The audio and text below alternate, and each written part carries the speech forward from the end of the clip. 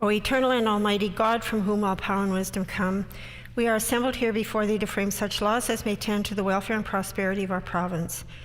Grant, O merciful God, we pray thee, that we may desire only that which is in accordance with thy will, that we may seek it with wisdom and know it with certainty and accomplish it perfectly, for the glory and honor of thy name and for the welfare of all our people. We acknowledge we are gathered on Treaty 1 territory and that Manitoba is located on the treaty territories and ancestral lands of the Anishinaabe, Anishinaabe, Inuak, Dakota, Oate, Dene Sulene, and Nihithuag nations. We acknowledge Manitoba is located on the homeland of the Red River Métis. We acknowledge northern Manitoba includes lands that were and are the ancestral lands of the Inuit. We respect the spirit and intent of treaties and treaty making and remain committed to working in partnership with First Nations, Inuit, and Métis people in the spirit of truth, reconciliation, and collaboration. Good morning, everybody. Please be seated.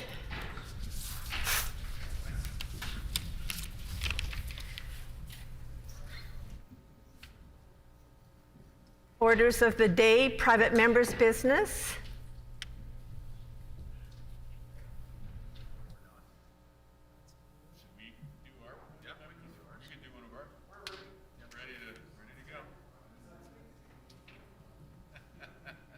The Honourable Minister of Agriculture.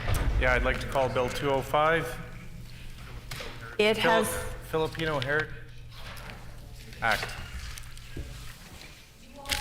It has been indicated that the House will consider this morning debate on second reading of Bill 205, the Filipino Heritage Month Act, standing in the name of the Honourable Member for Transcona, who has 8 minutes remaining.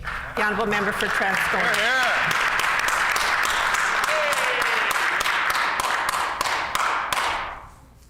Thank you, Madam Speaker. It's always a pleasure to put words on the record in this House, to have it in posterity, as they say, where people review the very important words that we as MLAs bring to this House. I think certainly as myself, my own family history as an immigrant, really this bill, Bill 205, speaks to that experience, Filipino Heritage Month. In Transcona, we have a large and growing Filipino community, one that is very vibrant. And the reason they moved out to Transcona is because it's affordable. You have the ability to buy a home, to attend excellent schools, to be part of a community that has well-established community clubs, churches, and other important pieces, like a very vibrant biz zone that is now also starting to attract Filipino business owners, and something that's adding a new vibrancy to that strip between Canada and Bond Street on Regent Avenue. One that has seen a lot of devastation during the pandemic, Madam Speaker, and we're looking forward to an increased commercial activity in that area. But I will say that affordability piece is something that really has me concerned. When we talk about new Canadians coming into this country, again, I think about my own family's experience. I grew up with a mom and dad, a father that worked, just like many Filipino Canadians, worked hard for their family. But I will tell you, Madam Speaker, he was able to afford a home. My mom didn't work until I was in grade 12. It was affordable. He was lucky enough to work in a unionized environment, one that looked after workers. What's missing and what's been going on lately in Manitoba is that it's become now unaffordable. And it's always the new Canadians that bear the brunt of that. And we know that with Filipino Canadians, many overrepresented in the service sector, many overrepresented in the healthcare field. We're at the front lines, putting their lives at risk for really low-wage jobs. And if I can tell you, Madam Speaker, when we talk about celebrating Filipino Heritage Month, I would like it to be wrapped around, a broader government narrative one that's looking after the welfare of Manitobans. So how do you do that? How do you wrap that around a broader government narrative?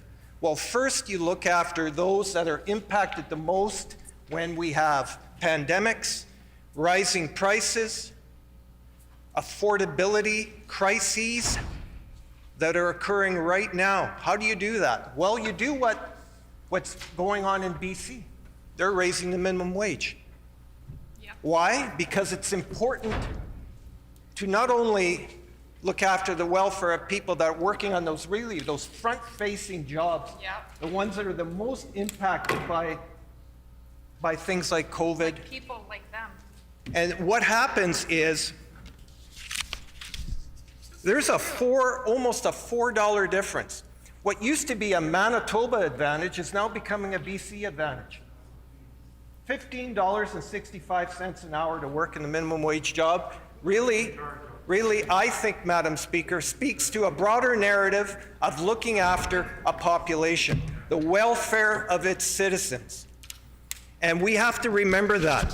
So while we are here today debating Filipino Heritage Month, it also has to be wrapped around that broader narrative of what we're saying about valuing the work that new Canadians do. Because like I said before, growing up, we only had one wage earner. I defy anybody in 2022 to have one wage earner in a home and still manage to have 3 children go to university and still manage to create a life that valued not only our culture, but also ourselves as people. So when we talk about a broader government narrative about that, we need to ensure that when we bring bills like this forward, that we also have bills that support these people in their everyday life. Is that correct? Yep. And this is what's missing.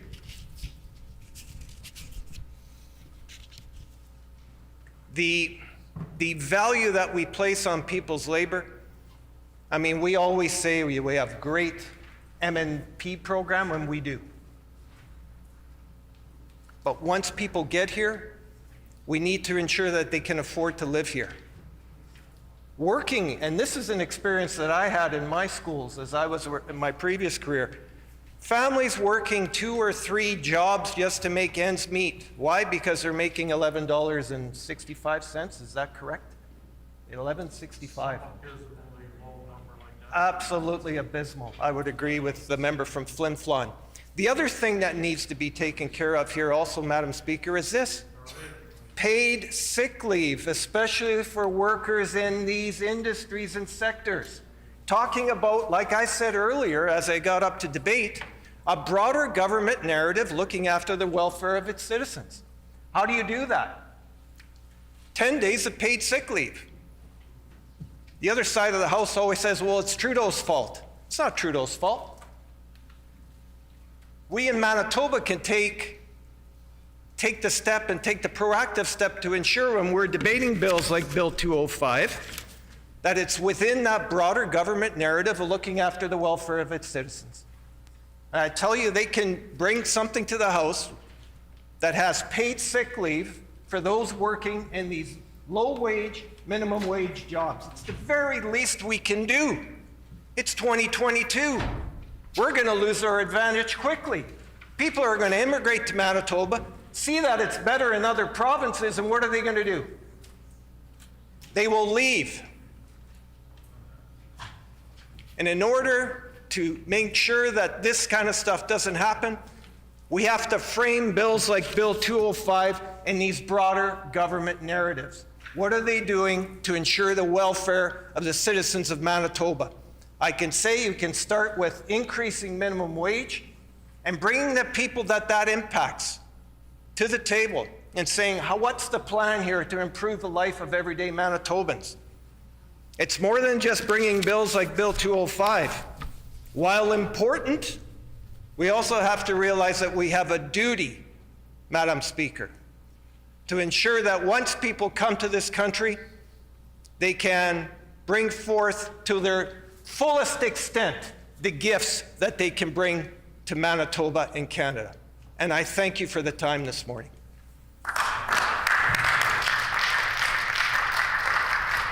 The honourable member for Riding Mountain. Speaker, it's my first speaking engagement here in the House this session, and I'd like to. It's great to see all the faces on our side of the House this morning, and your face, Madam Speaker, as well. I'm speaking this morning about Bill 205, the Filipino Heritage Month Act, brought forward to my good friend from Brandon East, who indicated to me this morning that there's a lot of people from Brandon watching today, hoping for swift passage of this bill so we can proclaim June every year as Filipino Heritage Month. So I'm hoping for all party support this morning to get this through finally and move it on to committee and third reading. I'd like to talk a little bit this morning about my personal experience with Filipinos here in Manitoba as a former partner in the Russell Inn. That business depended on immigrants to fill labor shortages in Russell and indeed in rural Manitoba. So I talked to the human resources manager, Leanne Bealey, earlier this morning, and since 2007, 200 Filipinos have came to Russell to start their lives in Canada. Now, of those 200, lots have moved on. They've taken entry-level jobs at the Russell Inn, in housekeeping, waitressing, bartending, whatever. Hardworking people, they managed to bring their families over, and some of them who had different careers in the Philippines have moved on. They've moved out of Russell, some have stayed in Russell, but they've moved across the country. So it's been very important for rural businesses to have immigration of Filipinos to Manitoba. Right now, there's 100 employees at the Russell Inn, 72 of them are Filipino. Madam Speaker, just about 3/4 of the workforce at the Russell Inn is Filipino. And like I say, they're very instrumental in rural businesses being able to find employees. I'd just like to mention a couple of those employees, Mike and Kate DeMesa. They both came over separately to the Russell Inn, and they met there, they got married, and now they've moved across Canada. Mike has joined the Canadian Armed Forces, and he now serves with the Navy out of Halifax. Kate became a flight attendant with WestJet, and right now she's not working, but they both live in Halifax, and very much follow them on Facebook, and Mike especially helped me tremendously during my nomination process back in 2015, sold memberships for me in Russell, talked to people, very outgoing fella, and I miss talking to him very much, but we stay in touch on Facebook. And there's been a lot of intermarriages in Russell because of the Filipino people arriving there. The executive chef at the Russell Inn, Wes Osborne, married a Filipino girl, Ritz Manoop, in December 2020. And I'm pleased to say they're expecting their first child this year. So Isn't that nice? again, there's been a lot of that happen, a lot of good things happen. So Madam Speaker, it's not just Russell.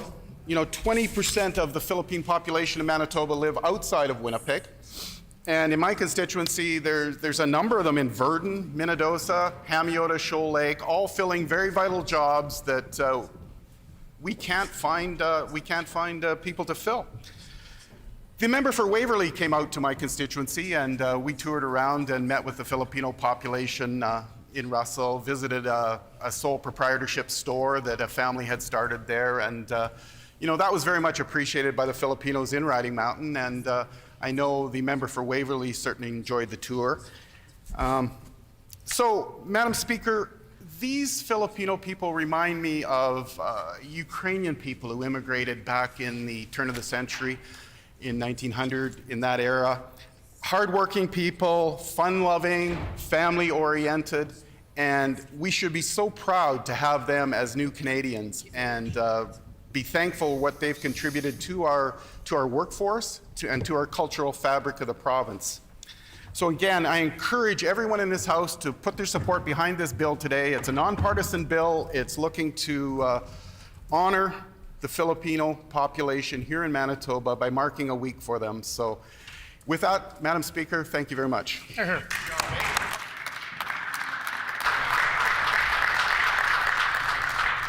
The Honourable Member for Wolseley.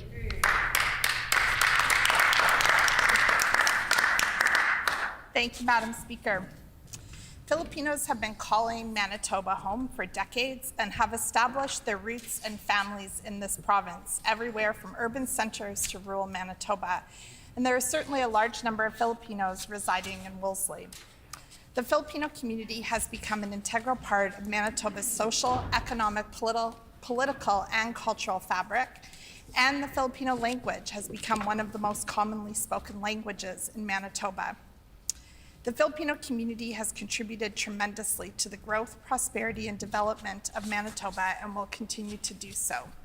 The appreciation of the vibrant Filipino heritage and culture and the success and strength of the community is traditionally celebrated during the month of June because June 12th is Philippine Independence Day. Filipino Heritage Month is already recognized by the federal government and is celebrated across Canada, including here in Manitoba. I do recall us discussing the idea of Filipino Heritage Month last year or the year before. I've lost track during pandemic years, but when my colleague, the member for Notre Dame, initially introduced a very similar bill. And I'm glad to see that the government is finally moving towards some interest in recognizing the Filipino community members in Manitoba. I want to talk a little bit about some of the disproportionate impacts on Filipino community, because I don't think we can talk about heritage and celebration and hold up really any group of people of color, any different cultural group, and simply want to celebrate them, simply want to enjoy foods and clothing and dance and cultural norms from their cultures without actually making meaningful change that improves the lives of the community and the culture that we are celebrating and recognizing. We know that Filipino Manitobans were disproportionately impacted by COVID-19. The data collected in Manitoba shows that Filipino Manitobans were disproportionately impacted and make up the largest share of COVID-19 cases compared to their share of the population in the province. The data also showed that Filipino women were more affected by the virus than other Filipino Manitobans. The PC government failed to release race-based and workplace COVID-19 data to Manitobans for months. And when the data was released, it confirmed what we already knew. People of color, specifically Filipinos, were disproportionately impacted by the COVID-19 pandemic. Filipino Manitobans did not simply contract COVID-19 due to individual behavior, but largely due to the jobs where they work. Many Filipinos, especially women, work in the healthcare sector as housekeepers, healthcare aides, nurses, home care workers, and personal care home workers.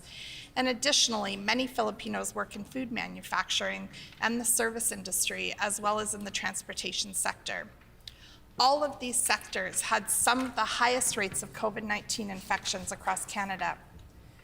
Filipinos also tend to live in multi-generational households and sometimes in tight living quarters, which has led to an easier spread of the virus. And the only real response by both the Pallister and Stephenson governments to the race-based data was to distribute COVID-19 information in several different languages. I do think that's important. I'm not criticizing the decision to do that, but the issue wasn't just communication. If COVID infection was due to people not following directions, then that would have been the best way to help. But the issue is really about contracting it in the workplace. And what was needed and what we repeatedly called for was paid sick time, accountability in these workplaces, and we repeatedly called for the government to release the data on workplace transmission. Critics have argued that the government needs to do a better job of taking an occupational health approach for COVID safety at work. And part of showing our appreciation for the Filipino community should have included protecting them from being disproportionately impacted during the pandemic. Another thing that we need to look at if we want to truthfully and honestly celebrate the heritage and the presence of Filipinos in our province is the Pay Transparency Act. So I want to remind this House that just recently my colleague, the member for Notre Dame, introduced the Pay Transparency Act into this House. And we can honor the heritage of Filipino people by advancing equality. The gender pay gap often impacts Filipino women working in childcare, home care, kitchen workers, cleaners. And we also need to ensure paid sick leave for all Manitobans, but we recognize that Filipinos are more affected by the crowded working conditions and low wages. When we talk about Filipino people, I think it's also important to remember when we celebrate heritage, we're not talking about a group of people that are all exactly like each other. Diversity exists within Filipino community.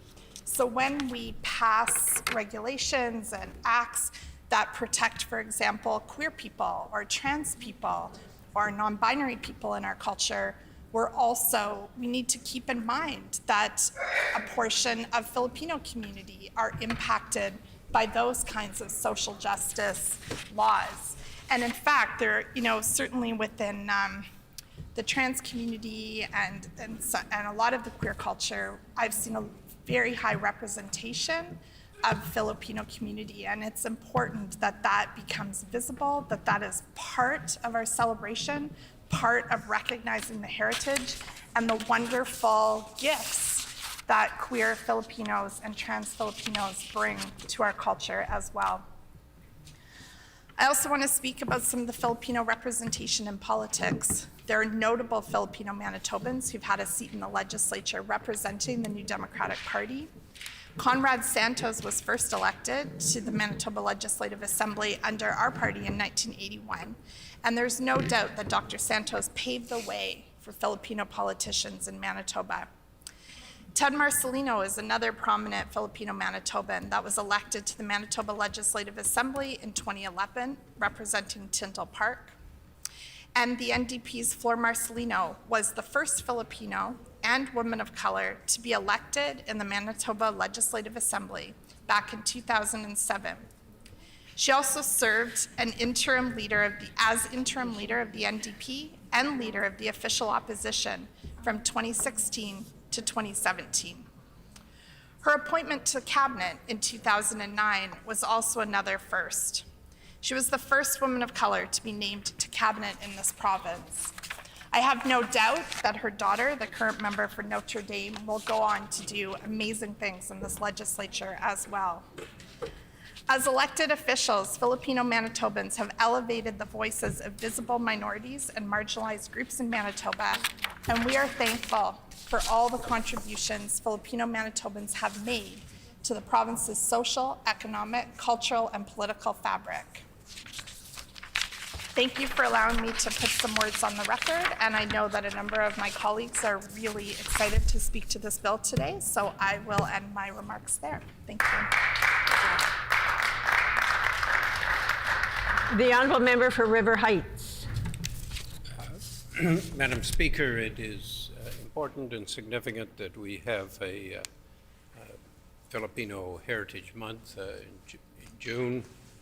It is entirely appropriate because that is the month where traditionally there has been a lot of focus on Philippine heritage, including celebrations, Philippine Ball, and many other events.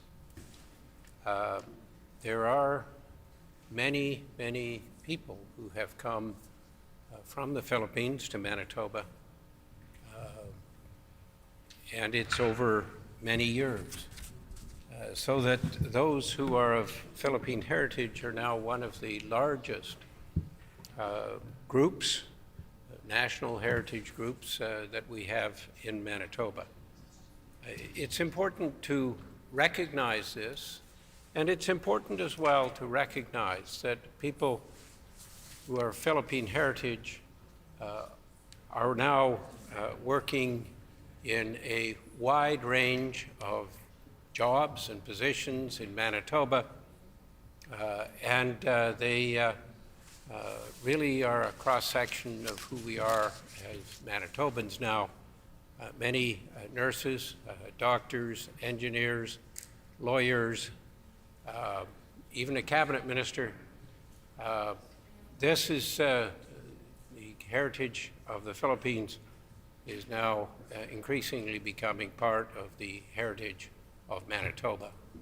It is who we are, and it is important to recognize that with this month designation.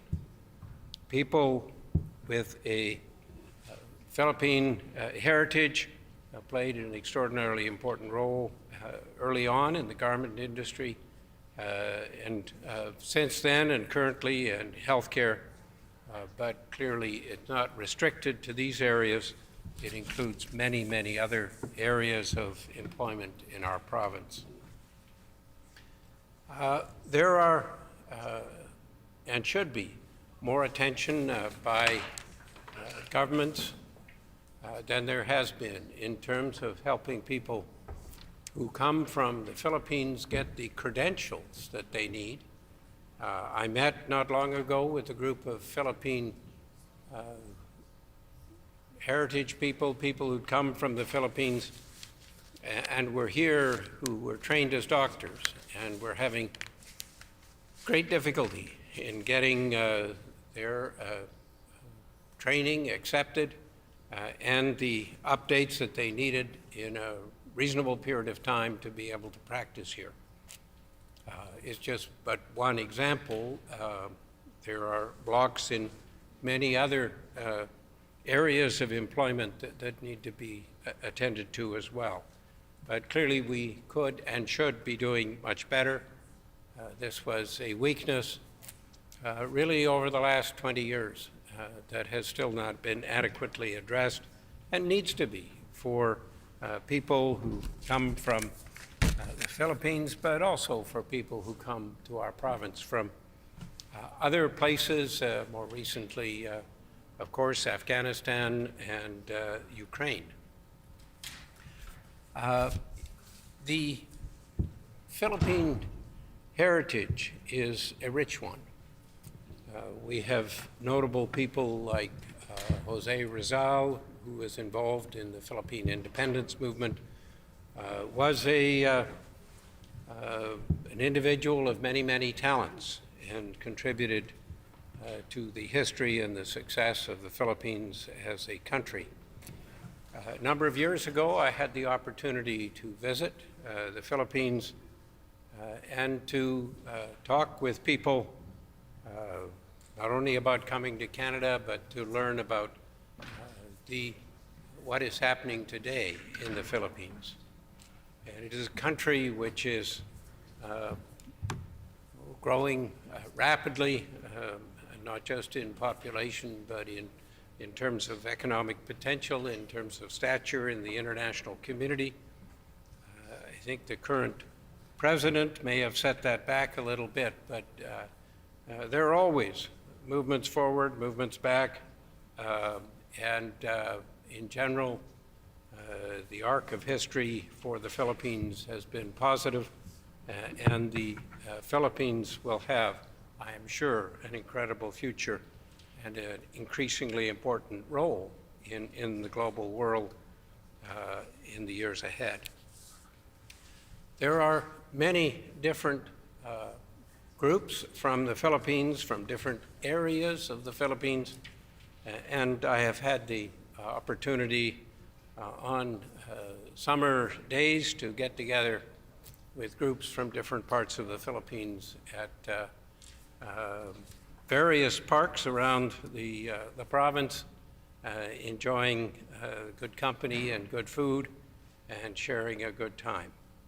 So I welcome the opportunity to speak and support this bill for a Philippine Heritage Month, and I hope that we're able to pass it and make it a reality in time that this June can be the first Manitoba Philippine Heritage Month. Thank you. The Honourable Member for Union Station.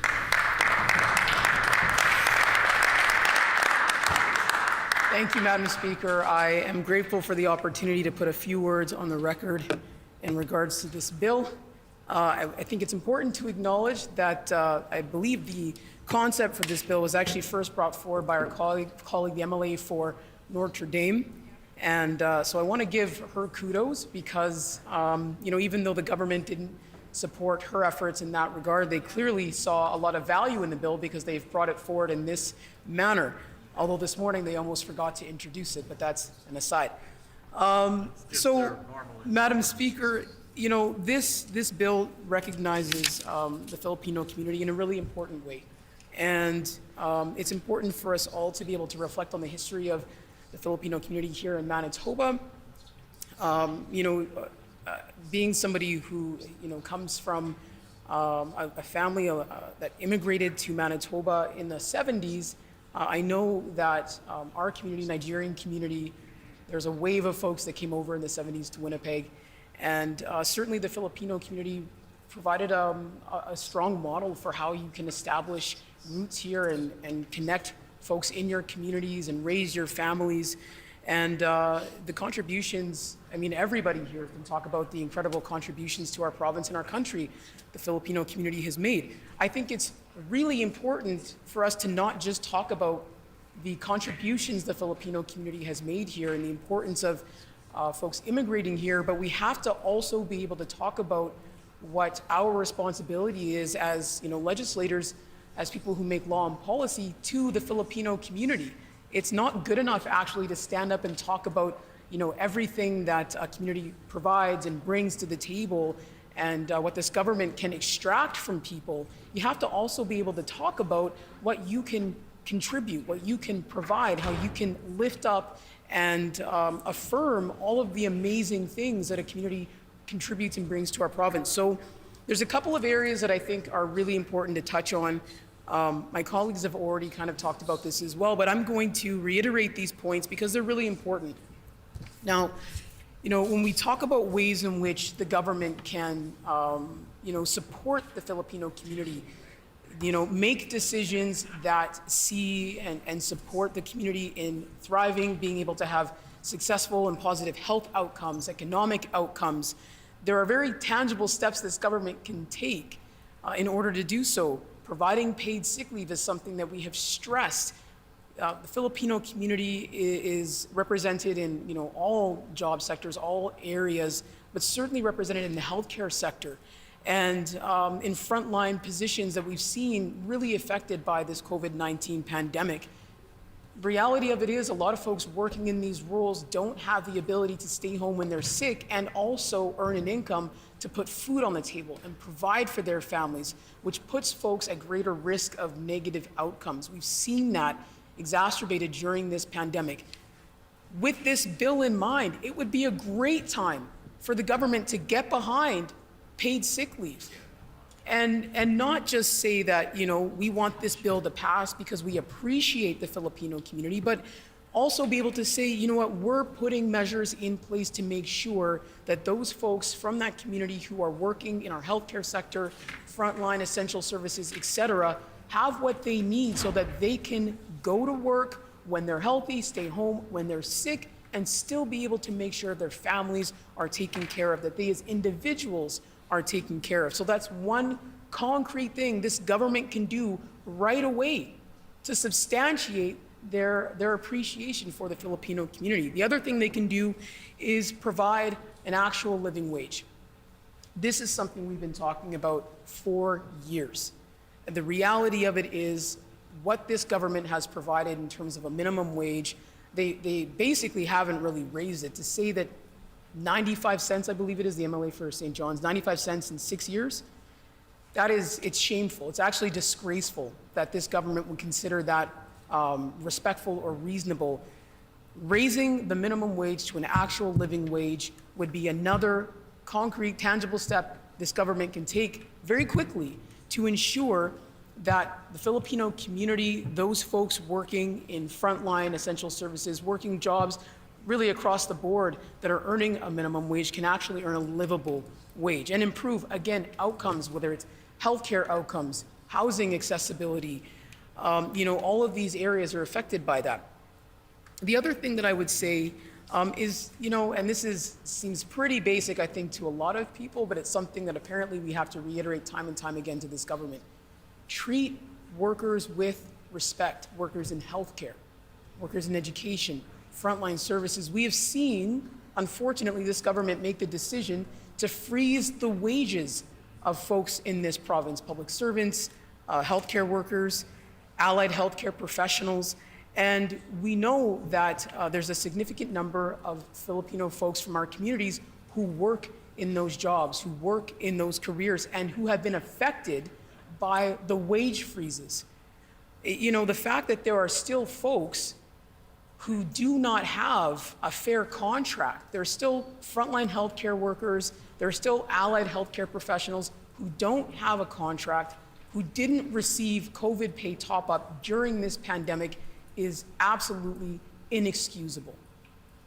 We've stood with those folks multiple times now since the beginning of the pandemic to call for the government to do the right thing, provide that COVID top-up pay, and stop freezing people's wages, get a fair deal negotiated, and have these folks earning what they should be earning. We see that affordability is a real challenge for folks. Inflation is up, the cost of food is up, gas is up, hydro, thanks to these folks, is skyrocketed. People's bills are so high. We heard yesterday that there's 5,000 folks now who are in arrears, 5,000 more folks in arrears with their hydro bill. This is something the government can address right away. Those are tangible steps they can take that would directly impact positively the Filipino community, which we all know has contributed immensely to our province. But again, it is not enough for us to highlight and celebrate those details. We have to be able to look at what we can do as legislators, this government, and actually give back. Make life easier for folks, make life better for folks. And so I strongly encourage the government to look at those suggestions, which we brought forward multiple times, which have come directly from community members, and start making some changes. I'm sure we're all getting emails, we're all getting correspondence from folks in the community who work in the care sector, who are asking for this government to look at their funding and increase the wages of folks working in that care sector. I know our colleague, the MLA for Notre Dame, has done a tremendous amount of work in this area in particular. Again, this is an area where the government can make policy decisions which will improve the outcomes for folks in the Filipino community. So I wanted to make sure that I highlighted those points. I also wanted to make sure that I put a couple of words on the record in regards to historical, not so historical, some very recent folks in Manitoba who were elected here. Ted Marcelino is a prominent Filipino Manitoban who was elected to the Legislative Assembly in 2011, representing Tyndall Park. Ted is a lovely human being. Did not have the pleasure of serving alongside him, but I've had the pleasure of having numerous conversations with him. He's a wonderful man and very, very funny. And Flor Marcelino, we all know who Flor Marcelino is, the first Filipino woman of color to be elected to the Manitoba Assembly in 2007, served as interim leader of the NDP. Flor, another wonderful person. There's a number of Filipino folks who live in the constituency of Union Station. Flor was very, very generous with her time when I was running and actually went out door knocking with me and had a lovely time with her. She's set a very good example, strong example of sound leadership in the community, something that people still speak very, very highly of. And so I'm really proud to be part of a caucus that has a history of some trailblazing Filipino members. And I'm really, really proud to be in a caucus with a colleague, again, I've mentioned this person a few times now, who brought forward a bill, the Pay Transparency Act, Bill 222. Here is an opportunity. I've listed a few other ways, but here's a great opportunity for this government to pass a piece of legislation that will support people across the board, but most definitely also support folks in the Filipino community, brought forward by a member of this House who has done the research and has made sure that this bill is strong through and through. So I encourage this government to get behind Bill 222 and pass it when we all have the opportunity. Thank you. The honourable member for St. Vital. Thank you, Madam Speaker. Happy to get a chance to speak to Bill 205, the Filipino Heritage Month Act. I think, as we all know in this chamber, and I hope those at home who are watching this and listening in know about the history around why June is being proposed as Filipino Heritage Month. June 12th is Philippine Independence Day, and so that's fitting that we make efforts to celebrate June as Filipino Heritage Month. We obviously appreciate the vibrant Filipino heritage and culture that we all enjoy in our communities. The success and strength of the community is traditionally celebrated during June, and it's something that we want to recognize in this House because it is already recognized across Canada and celebrated by Filipino communities and by so many Manitobans and so many Canadians. And so it's very important that we understand why we're looking at June as the month for Filipino Heritage Month. But when I think about that word heritage, and I know from my own experiences as a Black Canadian, I think about heritage and history in terms of the context of what we've experienced in the past. And I also think about it as through the context of how does this history and heritage inform my present decision making? And how does this history and heritage impact my actions for the future?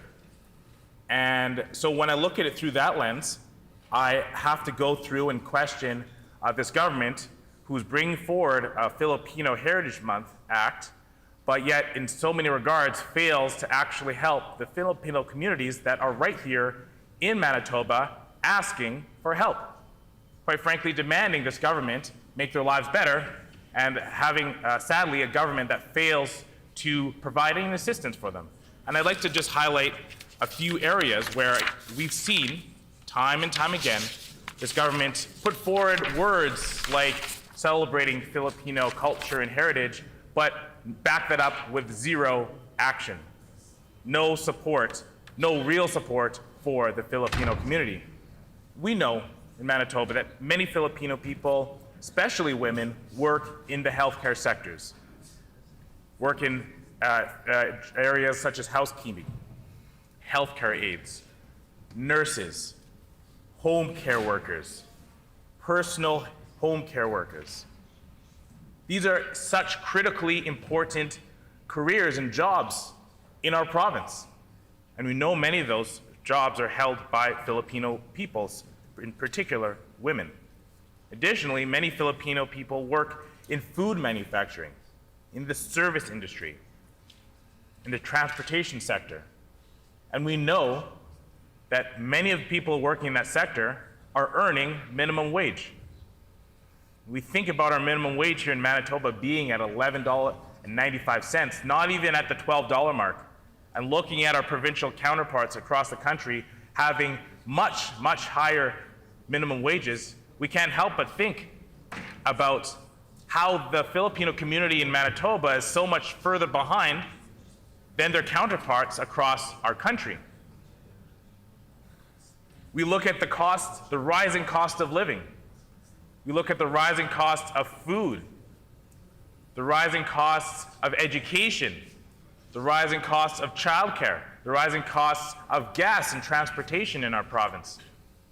What has gas gone up recently, Madam Speaker? What, 10 cents? No, 20 cents recently? No, I think maybe 30 cents? No, not even there. 40 cents? 50 cents rise in gas? At least. But what has the minimum wage gone up in this province? What has the minimum wage gone up recently? 5 cents. 5 cents. When the transportation costs and gas has gone up 50 cents, 10 times. A tenfold increase in gas at least, but yet many Filipino people who work and earn a minimum wage only get a 5-cent increase from this government.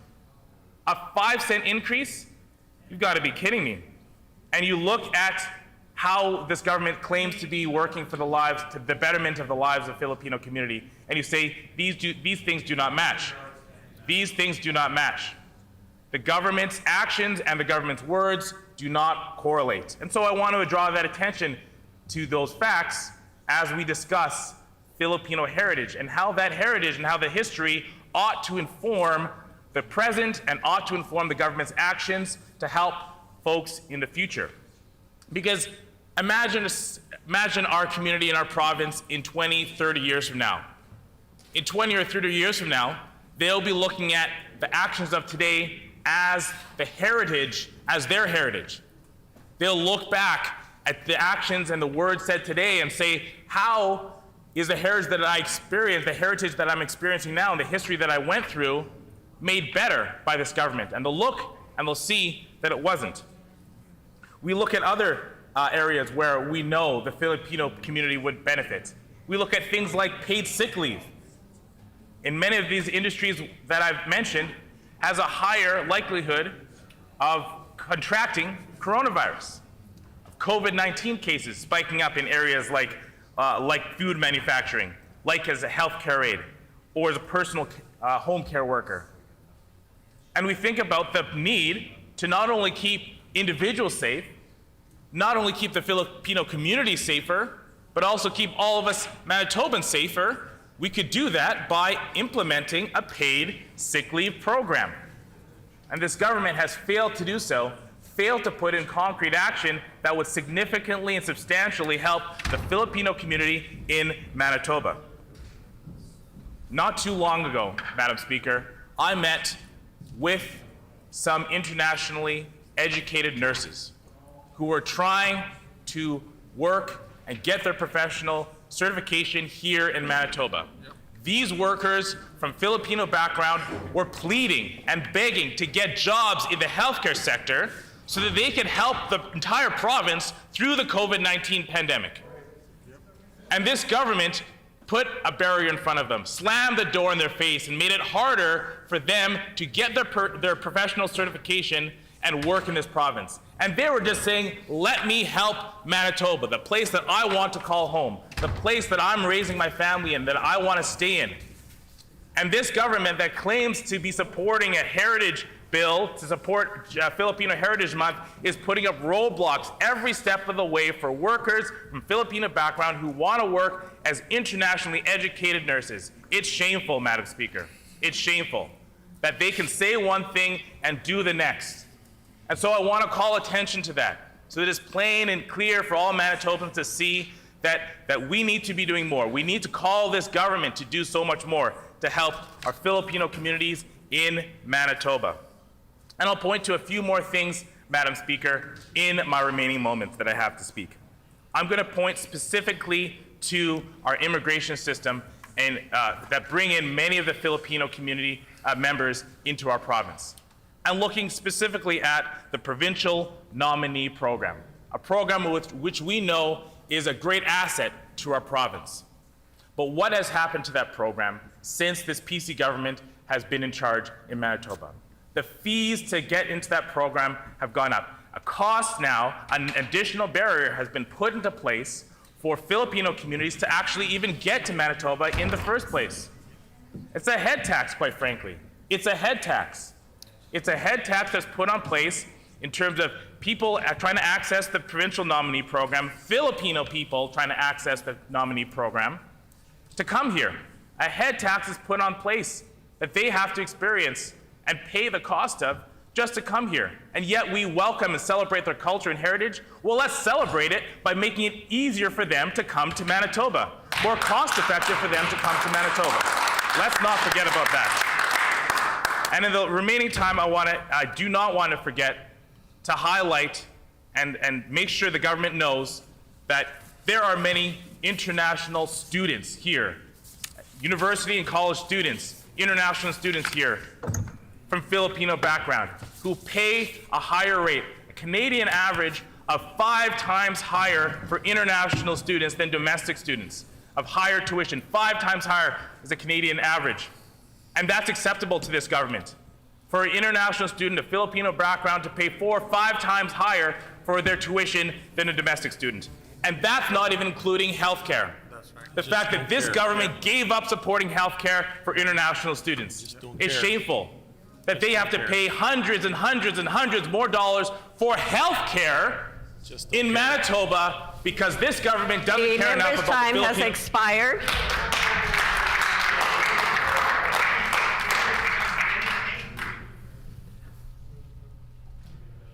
I would just like to check to see whether the honourable member for St. Boniface was intending to speak.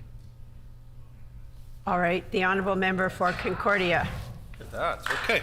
Well, thank you very much, Madam Speaker. I appreciate the opportunity to speak here today to Bill 205, an important bill, and a bill I think you've heard from all members in the House that there is broad support for. I do think this is something that we support and we want to see move forward.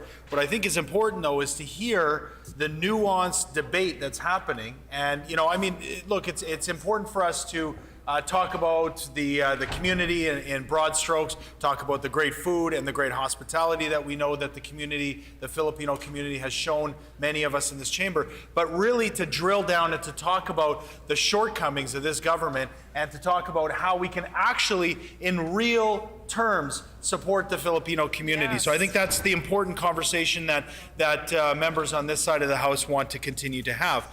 I also think it's important to recognize this in light of the fact that directly after this debate here this morning, Madam Speaker, we're going to be talking about the situation in Ukraine.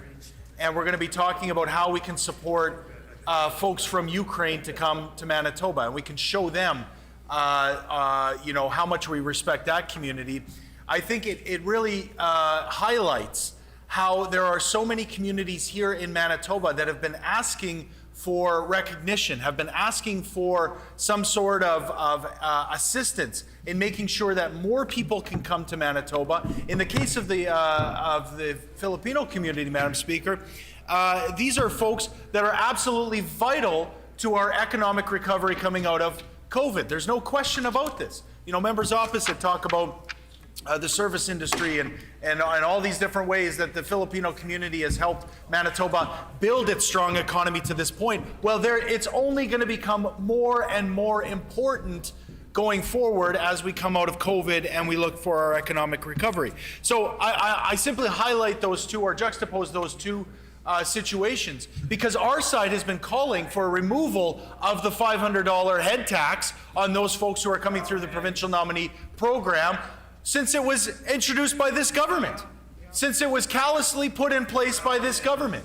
We've been calling for support for international students. We've been calling for a base higher minimum wage and more affordable life. We've been calling every single day for training nurses from other countries who are otherwise qualified. We need them here in Manitoba. There are many in the Filipino community who want to get to work to help us with our healthcare crisis, and yet this government has ignored them over and over again. So I do think it is important that we remember when we're talking about whether it be the Ukrainian community, whether it be talking about the Afghani community, the Syrian community, that we recognize that as Manitobans, we need to show that support to all communities. And this is an important way that we can do that here today in this chamber, Madam Speaker. We can recognize that the Filipino community has become as Manitoban, they are as Manitoban as any of the other previous waves of immigrants that have come to this province. I think I heard one of my colleagues say, as much as farmer sausage, it would be Manitoban, or I think he said honey dill sauce. Whatever it is that you associate with Manitoban, I would suggest that it's pancit. I would suggest that it's Filipino food. I would suggest that every single Manitoban sees their Filipino neighbors and coworkers and family members in many cases as part of the fabric of what makes Manitoba great. So if we're talking about how we can enhance and we can encourage this community, I think this is an important bill and an important way that we can do that. I understand that the proposal here in this bill is to make June the month that we celebrate Filipino Heritage Month. I think that's an important time to recognize the community. I think that fits very well with the celebrations that already exist within the community. And I do hope that going forward then, this chamber then can continue to celebrate. This isn't just a one-time thing. We can make sure that as legislators, we promote and we engage with the community, especially so during this month. So I think it's an important time to do that. I do recognize, again, that there are many people that want to speak to this bill, but I do think that it's important that we get as many words on the record to show the level of understanding of the community and the support that each side of this House has for this community. So I encourage others to stand up, to put words on the record, and to continue to encourage this bill along. We know, as has been mentioned by many of my colleagues, the important contributions already in this place of our Filipino community and our Filipino friends. We know, has been mentioned a few times, Ted Marcelino, good friend, and I did have the honor to serve with him, of course. Flor Marcelino, an important milestone in our province's history, not only as a minister, but as leader of our party. I was very proud to work with her and to serve with her. I do think it's important that we recognize that history, but we also look at how we can enhance the participation, the political participation of the Filipino community going forward. And what I really what I took, a lesson that I learned from, in particular, Flor, but many folks within the Filipino community, is that they're not looking for just surface level conversation. They're not looking for just words. They're looking for an actual conversation, for engagement. Order. And they're actually very politically astute. Now, I don't know the politics of the Philippines very well, but I do know that when they come to Manitoba, they're not just wanting to sort of slot into one party or another party. In fact, they want to engage. And that's why the discussion and the debate that's happening here is important. Because we're not just saying the surface level words, we're talking about the real struggles and the real concerns within that community. And so that's why I think it's important that we all put the words on the record that aren't just the surface level, isn't just a banal appreciation for the community, but is an in-depth understanding of their concerns and a party that's willing to bring those forward here in the House every single day, Madam Speaker. Order. When this matter is again before the House, the honourable member will have 3 minutes remaining. The hour is now 11 a.m. and time for private members' resolution. The resolution before us this morning is the resolution on reducing barriers for Ukrainians seeking refuge, brought forward by the honourable member for Springfield Richot. The honourable member for Springfield Richot.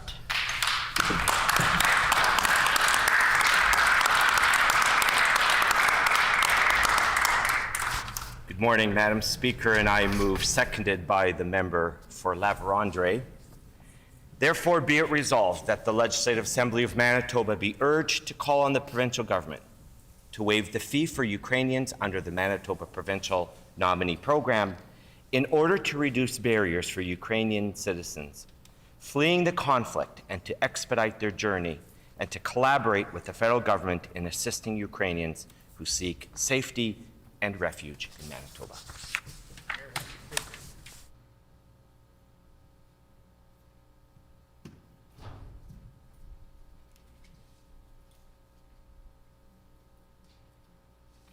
It has been moved by the honourable member for Springfield Richot, seconded by the honourable member for La Vérendrye. Therefore, be it resolved that the Legislative Assembly of Manitoba be urged to call on the provincial government to waive the fee for Ukrainians under the Manitoba Provincial Nominee Program in order to reduce barriers for Ukrainians citizens fleeing the conflict and to expedite their journey and to collaborate with the federal government in assisting Ukrainians who seek safety and refuge in Manitoba. The honourable member for Springfield-Richat.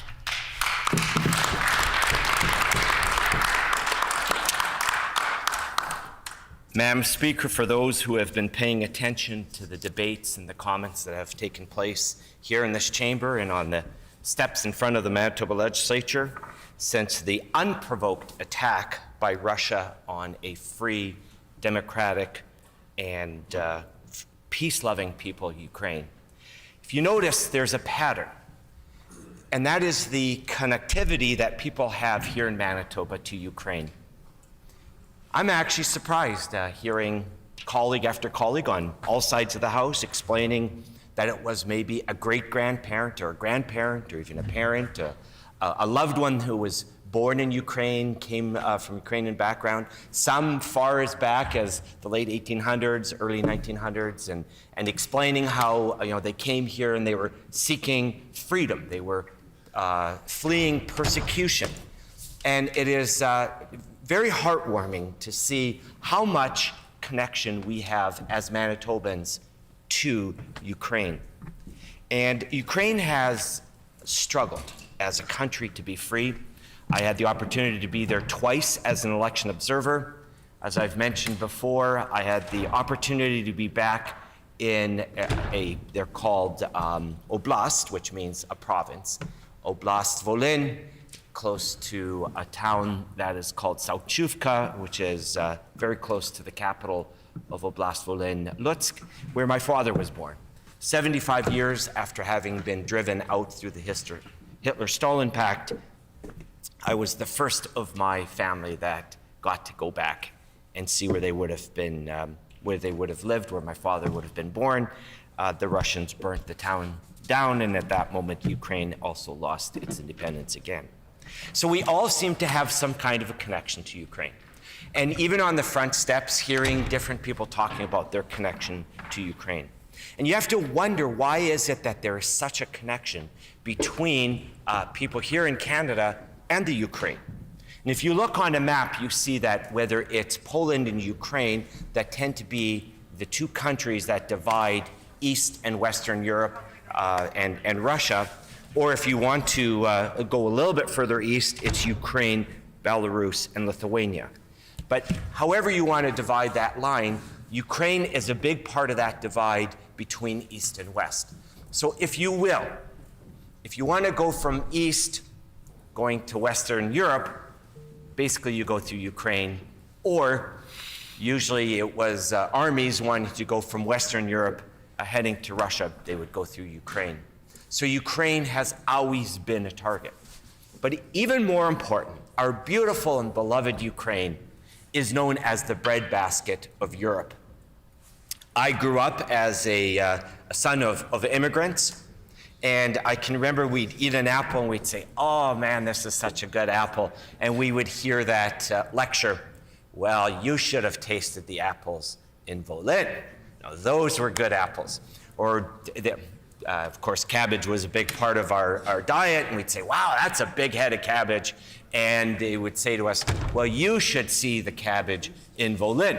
And actually, I did. I happened to be in Novograd-Volynsky, and we went to a market, and they are just massive. Ukraine is the breadbasket of Europe. It's got amazing fields. It's where a lot of the agriculture comes to feed Europe. As we know, hunger and starvation has always been a problem for East and Western Europe, and in particular for Russia. In fact, the Holodomor was when Stalin stripped Ukraine of all its food so they could feed Russian cities. And they would literally go in and take the food away to force Ukrainians to starve to death, up to 10 million people. So Ukraine has an incredible strategic place in world history. It also has a very important economic or food source place. So the fact that we all have connections one way or another is because somewhere along the line, whether it was us or our parents or foreparents, they would have traveled through and had some connection with Ukraine. So it is very heart-wrenching to hear colleagues on all sides talk about their connections. We know that there were, besides Ukrainians, which of course, living in Ukraine, a lot of Polish, a lot of German, a lot of Mennonites, and the list goes on and on, who went to Ukraine. I was always told growing up that as Germans who came from Bavaria, and we were Protestants, Bavaria was a little tougher on Protestants because it was Catholic, and they came to Ukraine, and the people were wonderful, the agriculture was beautiful, and they were the best years of our family's life from having moved from Bavaria to Ukraine up until the Hitler-Stalin Pact. Those years were the best years of our family. So I always grew up incredibly warm feelings towards Ukraine, which brings us to the unprovoked attack that we have seen, the horrendous pictures where we are seeing unprovoked attacking of hospitals and medical institutions and apartment blocks and buildings. Clearly, the president of Russia, Putin, has decided he's going to invade Ukraine the traditional way, because the first few days he got his backside whooped. Different term for it, but I don't think I'm allowed to use that in this chamber. He is taking a beating on behalf of from the Ukrainians. So now he is moving to the terrible approach where he is going to shell and destroy cities, and he's doing it by and large by air, and then moving in with his troops. That has forced a lot of people to flee. Not because they're fleeing for economic reasons or out of fear.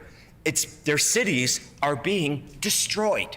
He is systematically going in and leveling cities, and he is making it uninhabitable for Ukrainians to live in those cities. And for those of you who are on Facebook, for those of you who are on Twitter, and you can see individuals sending photos saying, this used to be our home, this used to be our apartment block, this is where we used to live. They are becoming absolutely and completely uninhabitable.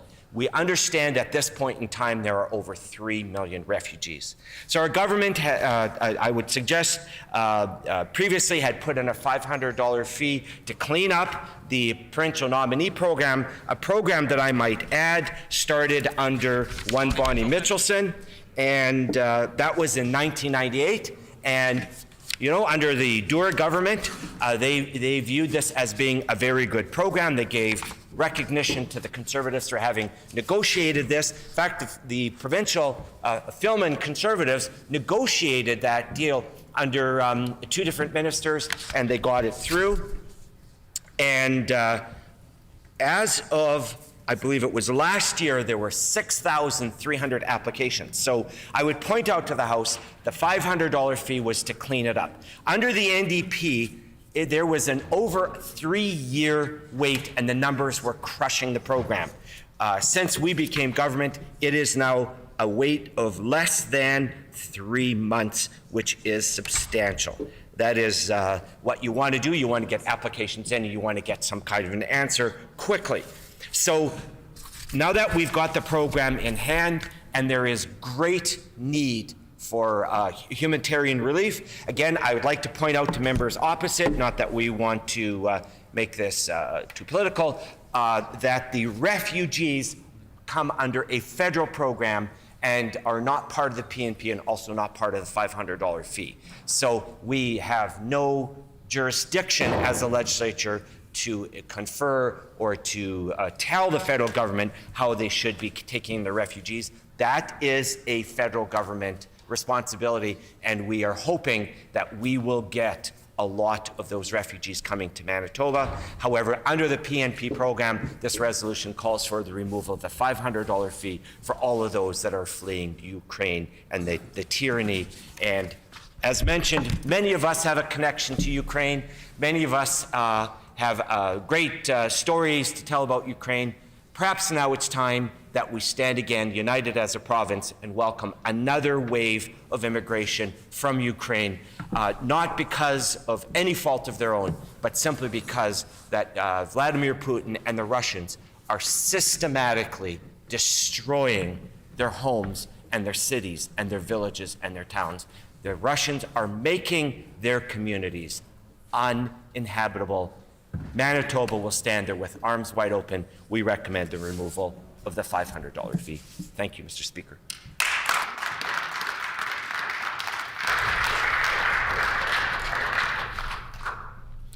A question period of up to 10 minutes will be held, and questions may be addressed in the following sequence. The first question may be asked by a member from another party. Any subsequent questions must follow a rotation between parties. Each independent member may ask one question, and no question or answer shall exceed 45 seconds. The honourable member for Fort Garry. Thank you. I'm wondering if the member can let us know why his government has left this matter to a resolution of the House when it simply could have done this weeks ago, and why doesn't the immigration minister simply just waive the fee today? The honourable member for Springfield Richot. Well, I think there is a time and a place for this Legislative Assembly to also have their opportunity to speak to this. I think this is a very compelling place to have debates. It is the floor of the Manitoba Legislature. Member opposite has asked for hands across the aisle. This is a great opportunity for us to extend hands across the aisle and do this together as a unified legislature. The honourable member for La Vérendrye. Thank you, Mr. Deputy Speaker. And I'd like to thank the member for Springfield Richot for bringing this important resolution forward. If the member could please tell us why it is important to eliminate the fee for Ukrainians seeking entry into Manitoba? The honourable member for Springfield Richot. Madam Speaker, the individuals that are fleeing Ukraine are fleeing with their lives. Many of them barely are fleeing with their lives. They are not coming with any financial means. Their accounts, by and large, are back home. A lot of them are frozen because the banking system has collapsed. In Ukraine, they don't have the means to pay it. So we would suggest, on a humanitarian basis, we would waive that fee. The honourable member for Tyndall Park. Thank you, Mr. Deputy Speaker, and I'd like to thank the member for bringing this resolution forward. My question is the government going to be matching humanitarian aid dollar for dollar? The honourable member for Springfield Richot. Mr. Speaker, I'd first of all like to thank that member for the question, and I'd like to thank her family for the kind of stand they have taken over the years. They are a family that has always stood up for immigrants and immigration, and I want to thank her family for that. And insofar as that question is concerned, that is best a question that would be posed to the minister. Today we're talking about removing the $500 fee. I hope we get unanimity and we do that here today. The honourable member for Dauphin. Mr. Deputy Speaker, and again, I also want to thank the member from Springfield Richot for bringing forward this resolution regarding waiving the fees. We talk about the provincial nomination program and how this can help under the circumstances. Can the member speak to how important it is to reduce wait times for the Manitoba provincial nominee applicants? The honourable member for Springfield Richot. I would like to thank the member from Dauphin, which is home to one of the largest Ukrainian communities, for that question. And what's important right now is that we fixed the mess that the PNP was in. It's down to a 3-month waiting period, so we can actually take on a larger amount of individuals. And right now, I think what we need, because we are facing a humanitarian crisis with over 3 million individuals fleeing a war zone, not because of by choice, but because their homes are being destroyed by an invading Russian army. It's important that the wait times are down. We're ready to accept these nominations, and we'll proceed with them. The honourable member for Burroughs. Excuse me. Shukriya, Mr. Deputy Speaker. Just wondering why this government created this barrier in the first place when they admit that this is a barrier. The honourable member for Springfield Richot. The reason why the $500 fee was originally instituted is because the member of Burrows and all the NDP members who actually broke a really good PNP system to the point where there was more than a 3-year waiting period. That is not a program that is working efficiently. And the reason why it was brought in was to fix it. We're down to a 3-month waiting period. Now we're ready to take on the humanitarian crisis facing the world, and it's time to bring in the Ukrainian individuals, those fleeing that under the PNP program without the $500 fee. The honourable member for Fort Garry. We've also been calling for additional resources to settle Ukrainians in Manitoba. Does the member support our call? The honourable member for Springfield Richot. Well, Mr. Speaker, I'd like to thank the member for that. Our government now has increased our commitment to over $650,000. I would suggest to him in the 17 years that he was a government here in Manitoba, through the entire Maidan crisis and everything that was going on in Ukraine, there was no such relief that was given. I know I was here, there was no joint parliamentary committee, none of that was ever done. We are actually working today in this chamber to reach across the aisle. Let's pass this resolution, move the $500 fee. $650,000 has already been granted, and as the Premier says, there will be more to come as the need grows. The honourable member for La Vérendrye. Thank you, Mr. Deputy Speaker. Can the member speak to how Ukrainians enrich Manitoba and how they continue to do so?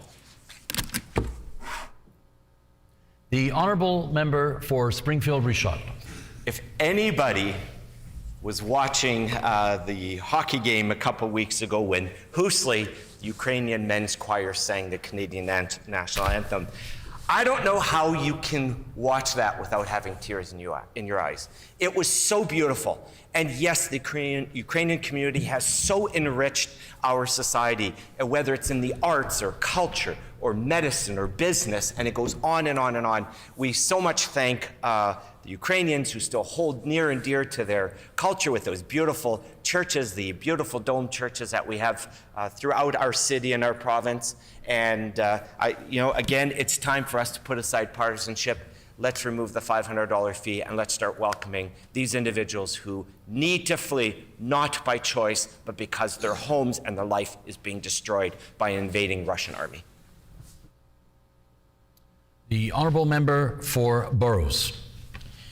Shukriya, Mr. Deputy Speaker. I just wanted to share that wait times are still long, which is years for skilled professionals overseas, and that's a fact.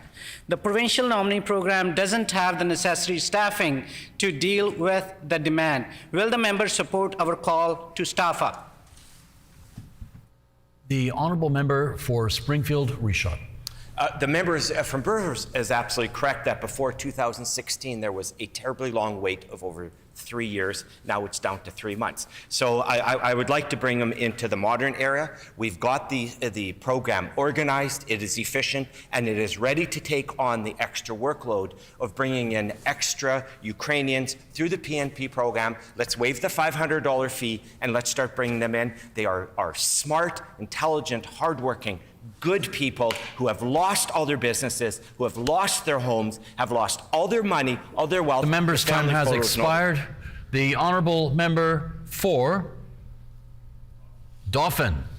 Thank you, Mr. Deputy Speaker. And I want to just thank again the member from Springfield Richot for speaking just so passionately about Manitoba and about the great province we have, the great people, the volunteers we have, and their affinity and their love for the Ukraine. Can the member speak to how Ukrainian organizations and groups in Manitoba are stepping up to support Ukrainians who want to reside in Manitoba temporarily or permanently? The honourable member for Springfield Reshot. I won't list them all individual, but I know, for instance, there's the Ukrainian-Canadian Congress, and there are many others that are now involved with collecting the money. And by the way, Mr. Speaker, I was there with two former presidents, Oksana Bundarchuk and Miroslav Apierdzhirny, and their love and their desire to do what's right for Ukraine. In fact, under the previous NDP government, they even took old retired ambulances, which there were just fantastic, and they sent them to Ukraine. And yes, the NDP government did support that, as we did, as an opposition at that time. And those ambulances went to help the war effort. So the Ukrainian organizations are doing an amazing job to help out now in this war effort. The honourable member for Fort Garry. I wonder if the member can explain in what ways does his government plan to assist in resettling Ukrainian immigrants in Manitoba? The honourable member for Springfield Reshot. Yes, those conversations are taking place currently with our government and the federal government to see what kind of needs there are going to be. We don't know quite yet the mechanics of how the federal government will help to move individuals out of neighboring countries. For instance, Poland is bearing the brunt of it right now. They have instituted a complete open border concept. In fact, all of Europe, if you're a Ukrainian refugee, you can get onto a train free. You just have to show your ID. So as soon as the federal government, the province has got that worked out, I know that we'll be making that public for this legislature and all Manitobans.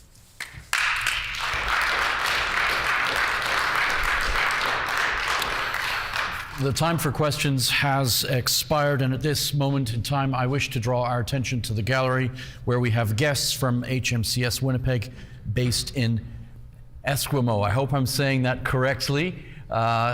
We have Commander Doug Layton, Lieutenant Jason Wichipin, Master Seaman Curry from the Portage Nipoa area, Sailor 3 Woodfield from the St. James area. They are the guests of the honourable member for Brandon East. We welcome you to the Manitoba Legislature.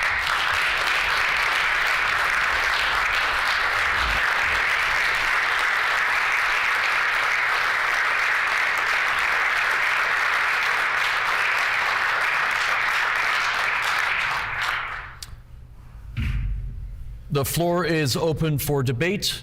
The honourable member for Fort Garry.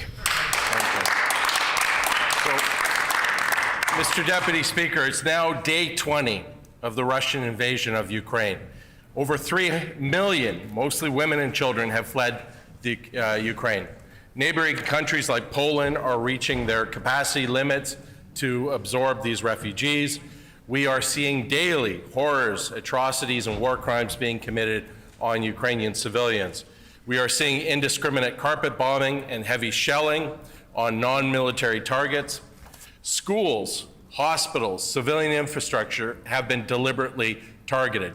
Humanitarian corridors to evacuate civilians have been bombed and shelled deliberately, targeting desperate people who are fleeing the war. Journalists have been shot and killed and deliberately targeted. Weapons of mass destruction, some of which have been banned by international treaty, are being used on civilian targets. Women, children, and non-combatants have been slaughtered now in the thousands, and that number grows daily. We are hearing stories of racialized students being abused. We are hearing stories of widespread sexual violence perpetuated against women and girls, and we know that the situation deteriorates by the day. Manitobans are watching this in horror and outrage. They feel helpless. They want and need to do their part to help, but we are not helpless in this chamber. Mr. Deputy Speaker, we are not disinterested observers of events that are going on. Many of us have relatives and deep connections with Ukraine, and many Manitobans have come to Manitoba in previous chapters of conflict and stayed here and built a life. Manitoba has always been a safe harbor for those escaping conflict, and Manitobans are once again being called upon to act. We have a duty to act, and we are uniquely positioned to help. We can take in tens of thousands of refugees, and Manitobans expect this government to do so, and to do so now. Again, it's day 20 of this invasion, and where is the Stephenson government? There have been no announcements, no money pledge, no plan in place. What Manitobans have gotten are hollow words, thoughts and prayers, and virtue signaling.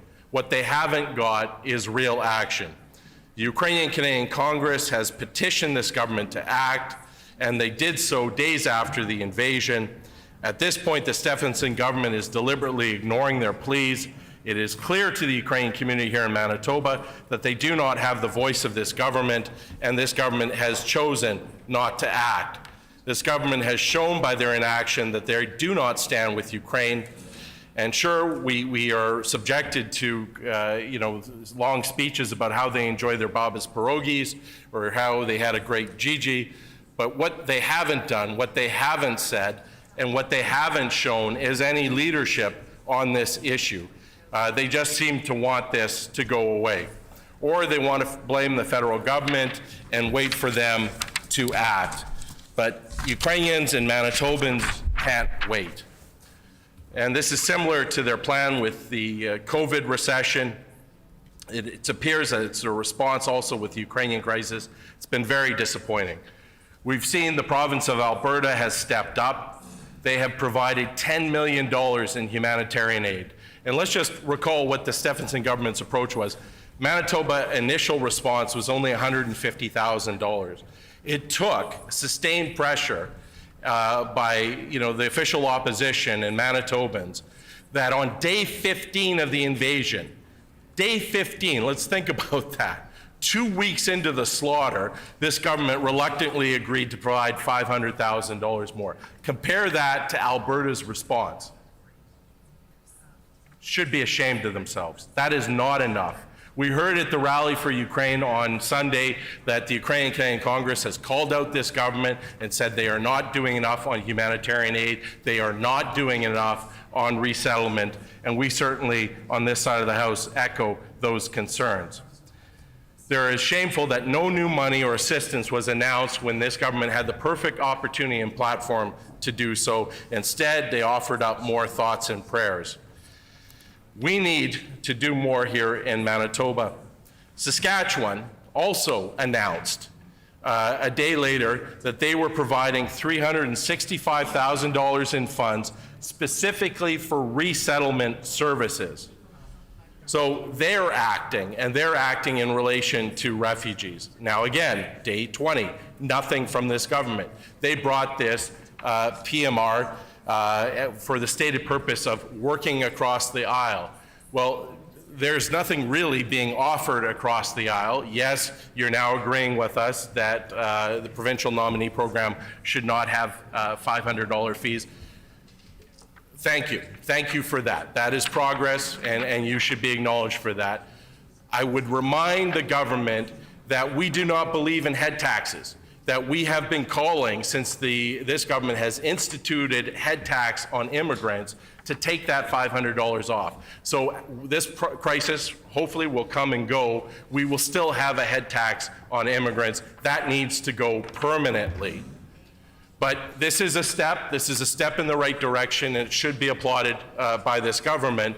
But that does not absolve this government of a duty to act. That doesn't mean that you can sort of, wipe your hands and go, okay, we're finished here. There is so much more to be done. We can take the example of Alberta, we can take the example of Saskatchewan, and actually send dedicated funds to Ukrainian Canadian Congress to hire full-time resettlement service workers. Now, since the invasion has occurred, Mr. Deputy Speaker, Manitoba NDP has called for these dedicated funds to hire full-time professional resettlement coordinators to integrate the coming refugees. They had to turn away Manitobans from Ukrainian Canadian Congress who wanted to help because they didn't have the staff or the capacity to do it. We are actually preventing ourselves from actually having a robust response because we are not funding that response. So the Manitoba NDP has also called for immediate ramping up of staff in the provincial nominee program.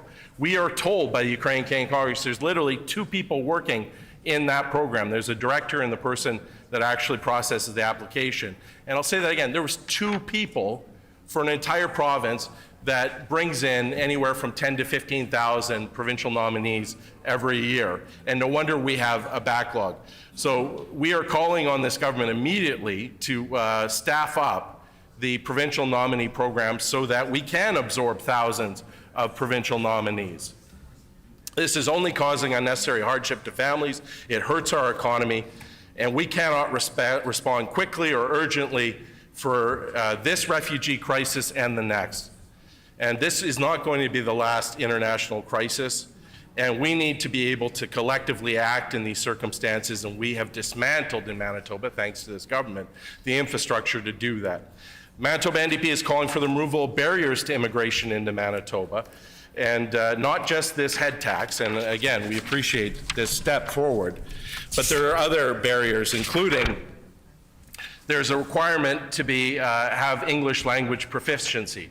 Right now, that requirement should be suspended. That will unnecessarily block many candidates from coming here.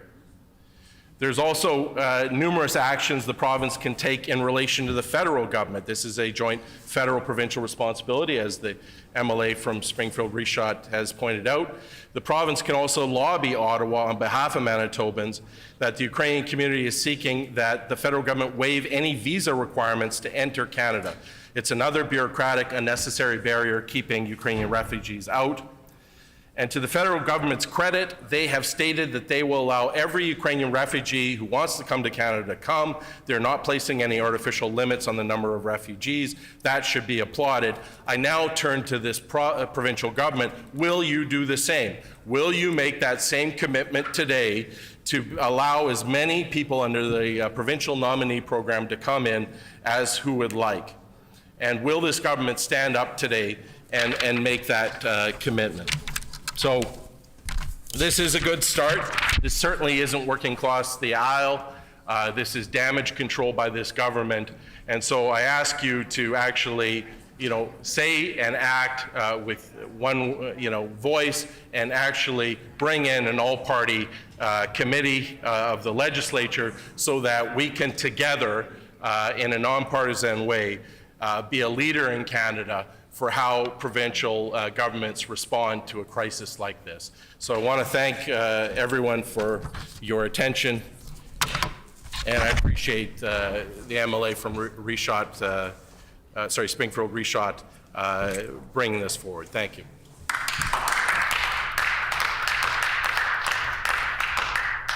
The honourable member for La-Vérendrye.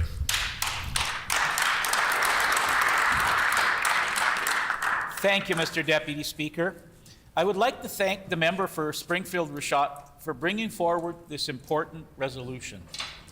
Therefore, be it resolved that the Legislative Assembly of Manitoba calls on the provincial government to waive the fee for Manitoba Provincial Nominee Program to create less barriers to expedite Ukrainian citizens fleeing from the conflict and to assist the work of the federal government as we work together in assisting Ukrainians who seek safety and refuge in Manitoba.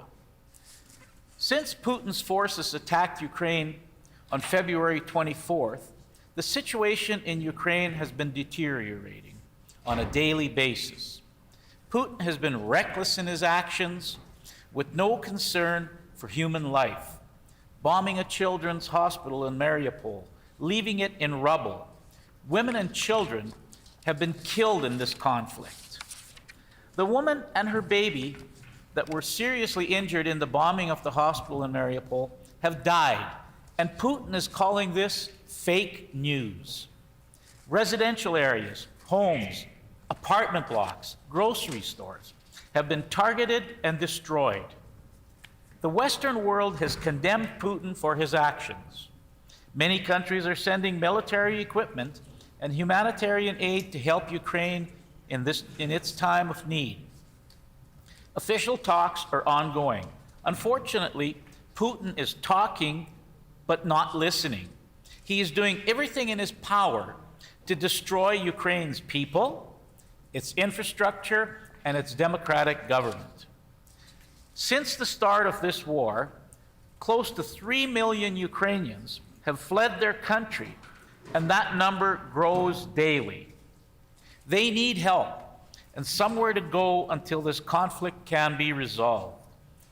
We must continue with humanitarian aid to help these refugees survive. I know that Manitoba has pledged $650,000 to date, but this war is far from being over and more will be needed. I know that both Canada and Manitoba are opening their doors for both immigration and refugees. We can expect that many Ukrainians will be looking at Canada and Manitoba as a safe place to come. Ukrainians have been immigrating to Canada since the late 1800s, and through the years, there have been many waves of Ukrainians coming to Canada. My father's parents came to Manitoba in 1896 and settled between Vida and Sturtburn in southeastern Manitoba. Ukrainians have become an important part of Canada's rich culture and history.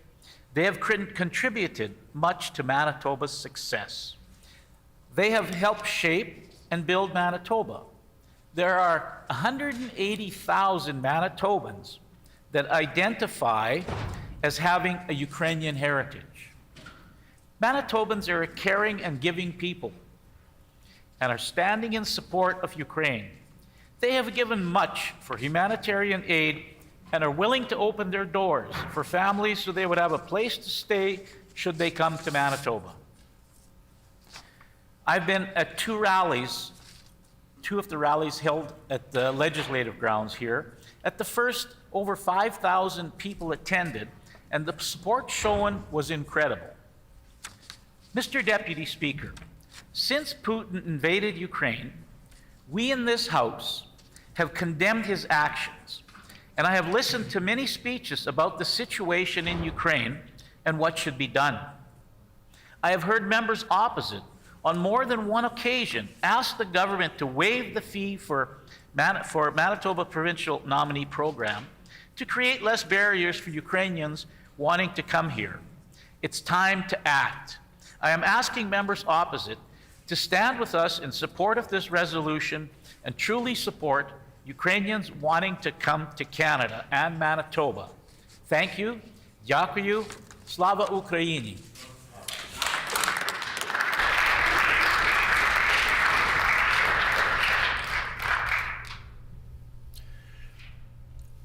My list indicates that it is actually the member for Tyndall Park next. Did that member wish to speak at this time? I read the wrong list. My apologies. It is the member for Burrows, and I was incorrect. Thank you, clerks, for that adjustment. The member for Burrows, please go ahead. You have the floor.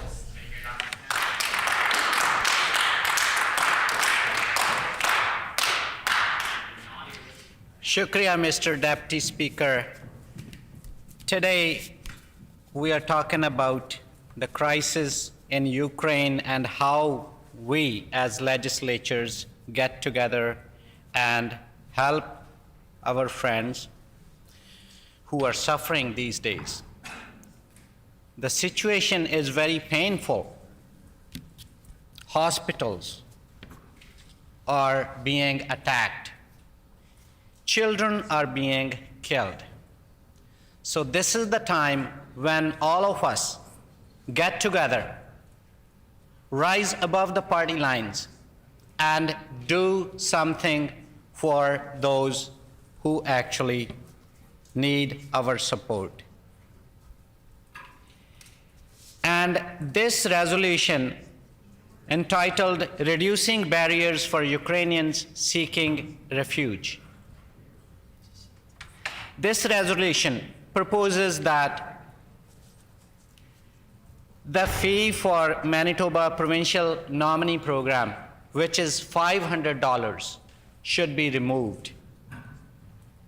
That would mean removing a barrier in the immigration process for Ukrainian applicants.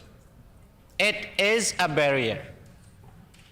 This government is admitting that this is a barrier. So, who created this barrier? This government created this barrier themselves. For example, my intention is to speak to everybody who is listening, and I intentionally cover my mic That's a barrier that would not let the people who want to listen to what I say. And then I ask one of my colleagues to spend time to draft a resolution asking me to remove my hand from the mic so that you can listen. This is ridiculous.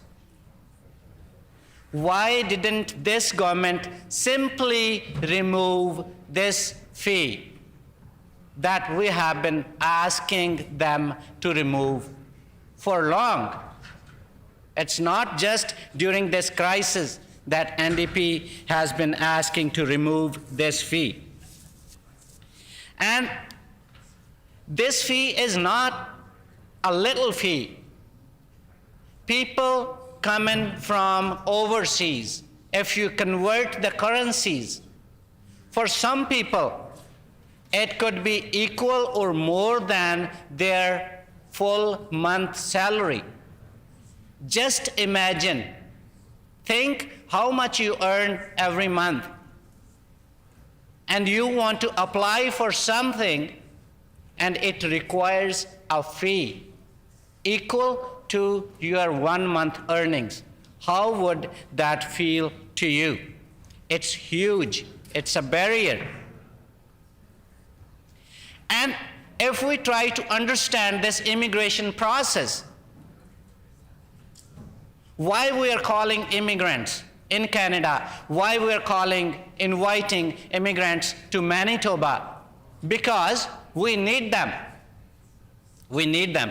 When I applied for Canadian immigration, I was working as a university professor in India, one of the leading agricultural universities in India.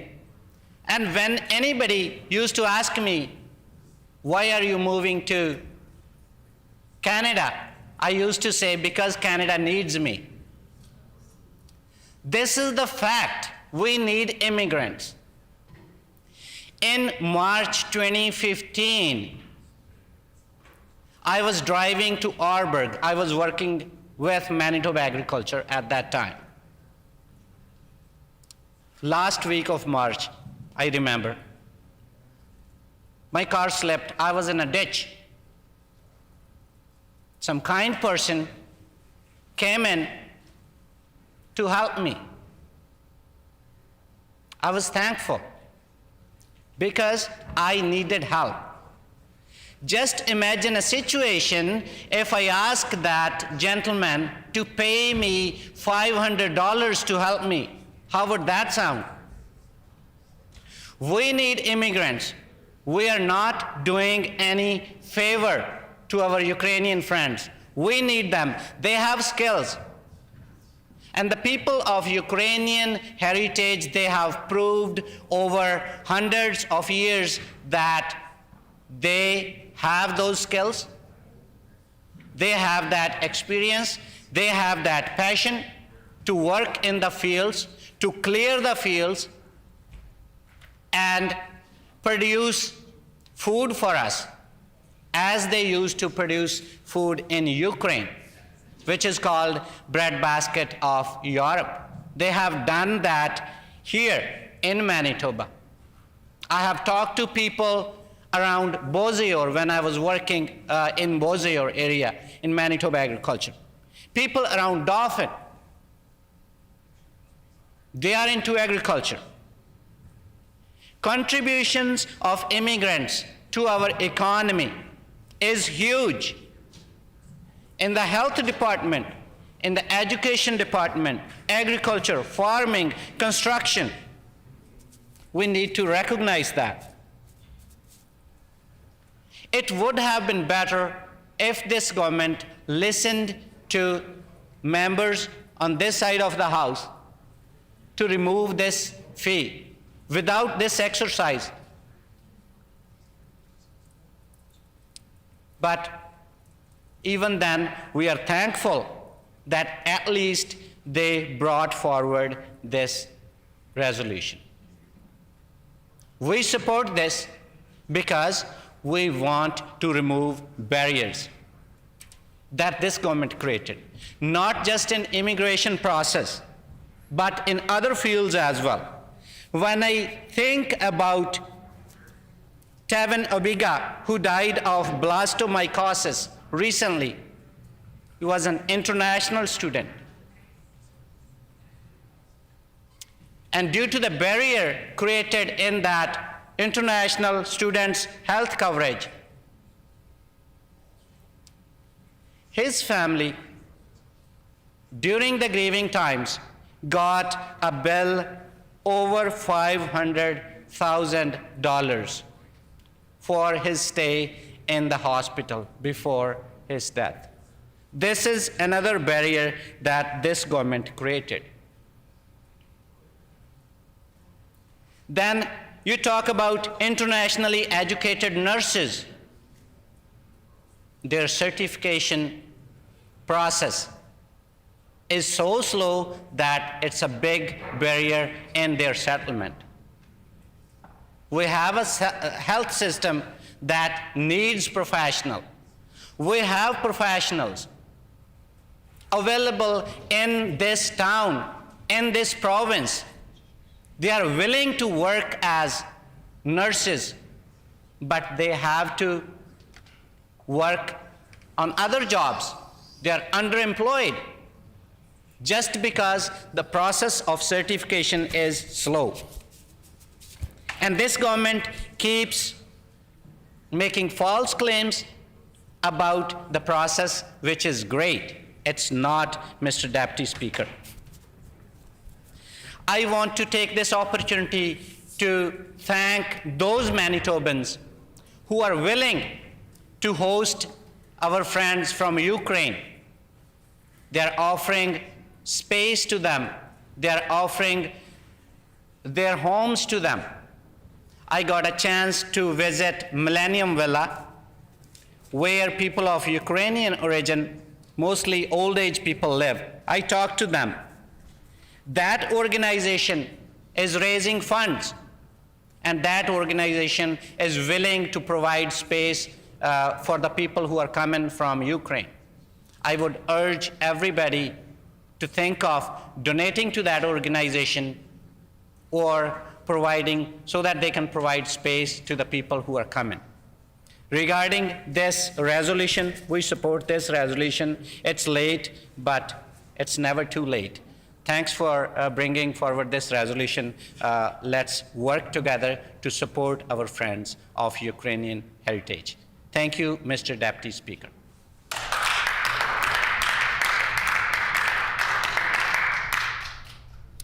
The honourable member for Tyndall Park.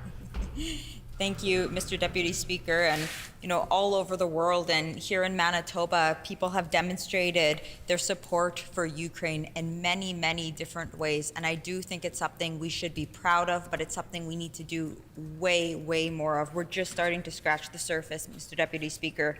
Here in Manitoba, we have over 180,000 Manitobans with Ukrainian heritage. And it's overwhelmingly abundant, and we can tell that the support is there. I'm proud of our country, and I'm proud of our province. Our federal government needs to, however, do way more. They need to send more non-lethal weapons and fuel. They need to place sanctions on a wider circle of Russian elite. They need to develop a special relationship with NATO. They need to continue to expedite refugee Ukrainians coming to Canada. And they need to look at making changes to immigration standards and continue to donate more to humanitarian aid. Mr. Deputy Speaker, here at a provincial level in Manitoba, we need to match funds for additional humanitarian aid. It's one thing that we can be doing that we're seeing in other parts of Canada, and quite frankly, it's shameful that we haven't yet begun to do that.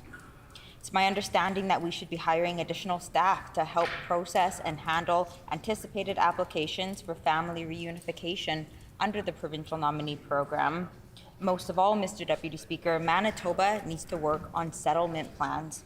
Many who are displaced and coming to Manitoba need help beyond arriving. We need supports in place to assist with documentation.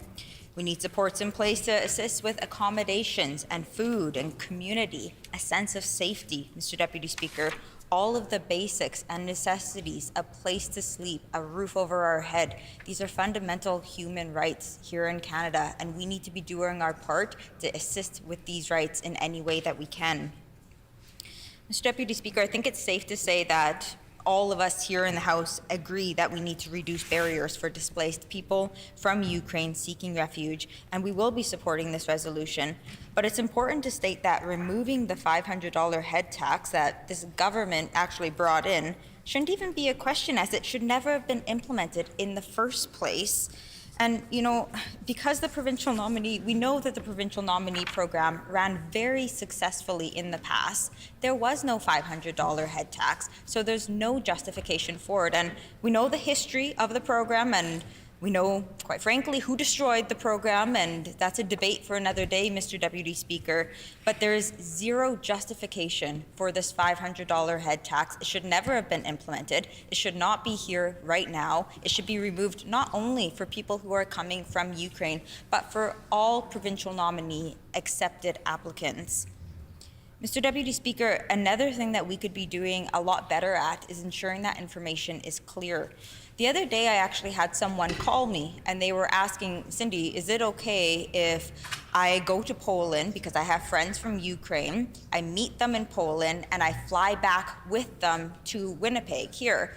And I'm thinking, yeah, I think that should be okay. But the truth of the matter is, Mr. Deputy Speaker, we don't know the details. If my friend goes to Poland, picks up his loved ones, his friends who cross the border into Poland, are these displaced people from Ukraine allowed to stay in Winnipeg? Are they allowed to stay in his home if he's willing to put up the accommodations and the food? This information needs to be way clearer, and we should have a direct way that people can, in fact, come into Winnipeg, come into Manitoba, the entire country, and all three levels of government, the federal government, provincial government, and municipal government, have a role to play in ensuring that we can, in fact, do that. Mr. Deputy Speaker, another thing I want to speak to is I actually have a friend who immigrated here from Ukraine. I met her back in 2014 when I was in Ukraine. A few years later, she ended up coming here, and her mom and her grandma are still in Ukraine. And it's heartbreaking because her grandma lives in the equivalent of an apartment complex, and she's not mobile. So she is stuck living in this apartment complex. She cannot flee, even if she wanted to flee. And when she looks outside her window, she sees people actually spray painting the street signs to hopefully turn around and get the Russian military confused so they don't know where they're going in Ukraine. Can you imagine living in a society like that, Mr. Deputy Speaker? You know, just before wrapping up, because I do want to ensure this resolution passes this morning, I want to say thank you to the constituents of Tyndall Park.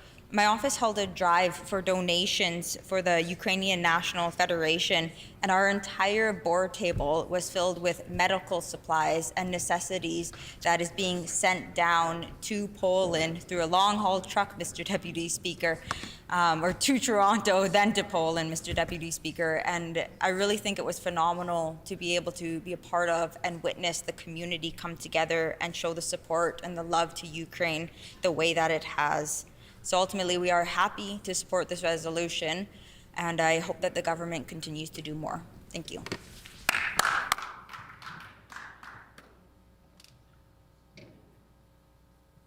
The Honourable Member for Dauphin.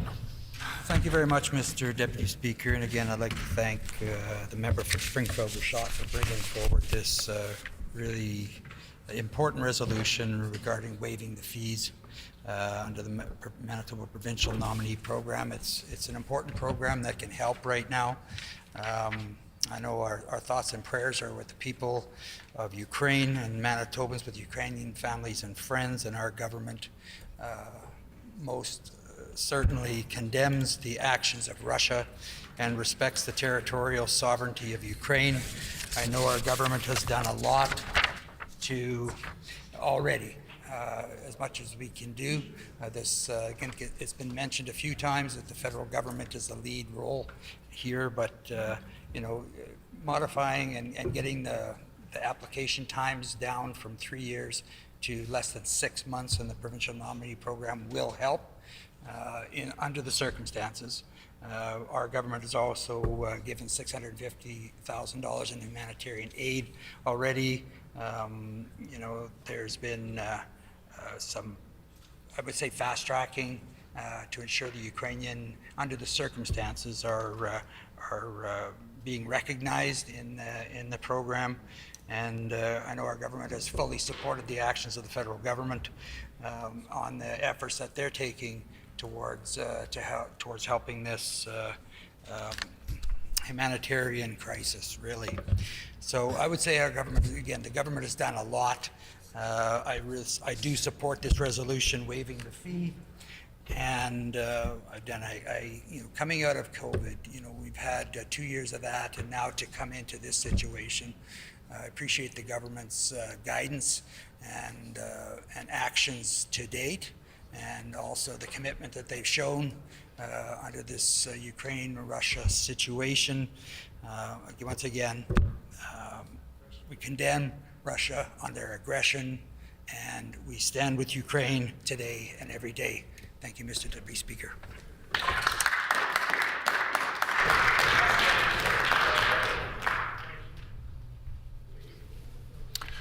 Is the House ready for the question? Oh. The honourable member for St. James. Thank you. Thank you, Mr. Deputy Speaker. I'll be quite brief here, but I am really happy to have an opportunity to speak to this resolution that's come forward from the member for Springfield-Richot. Really good to see that the government or a member of this government has recognized the importance of taking more action here, of removing the $500 head tax, as it's been called here today. Good to know that they've been listening to us and are willing to take action. And it is good to see members of this House come together around taking action to do more to support Ukrainian families, especially those who have been displaced and are fleeing from this horrifying war that's been caused by, of course, President Putin. The time for action is now. Unfortunately, we've seen very little from this government in the way of action. We've seen peanuts in terms of financial contributions to supporting Ukrainian families. There's so much more we can be doing. But namely here, we're here to debate a resolution. This government has the ability to take action today if they want to have their minister responsible for immigration waive the $500 fee to eliminate it. And we should not only be eliminating it, of course, for Ukrainian families, but we should be eliminating it for all families, as we've called for much time. So I appreciate the opportunity to speak to the resolution. We support it. Thank you very much.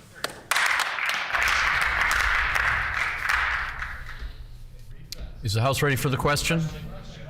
Okay, is it the desire of the House to have the resolution read? Is it the pleasure of the House to adopt the resolution?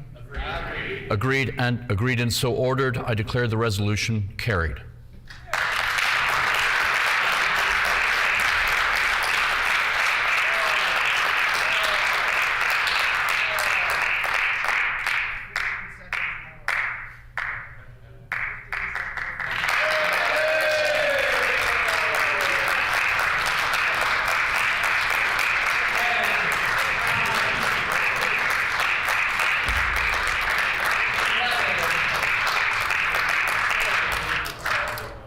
The hour being 12 noon, this House is recessed and stands recessed until 1:30 p.m. this afternoon.